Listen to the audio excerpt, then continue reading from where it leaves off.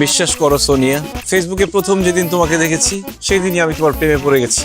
আমি তোমাকে ভালোবেসে ফেলছি। I love you. ছি বাবা, তোমার লজ্জা করছে না? এই মেয়ে তোমাকে বাবা বলতেছে কেন? দাদিয়া মিস, আমি তো খুব হতাশ।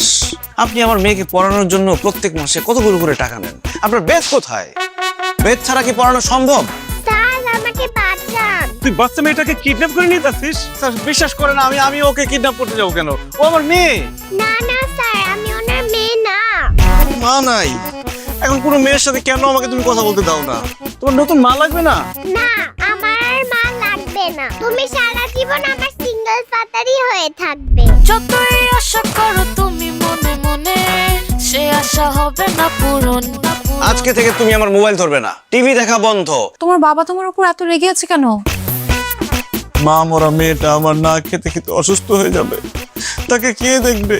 ঠিক আছে, আমি আপনাকে রান্নায় হেল্প করছি। বাবার সাথে কিচেনে যাবেন না? কেন? বাবা তোমার হাত ধরবে।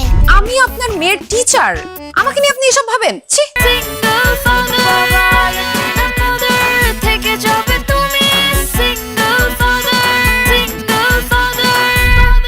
সারাক্ষণ কিন্তু তোমার মেয়ে আশা আর আশার বাবার কথা বলে। আশার বাবার প্রতি ওর দরদটা একটু বেশি মনে হচ্ছে না?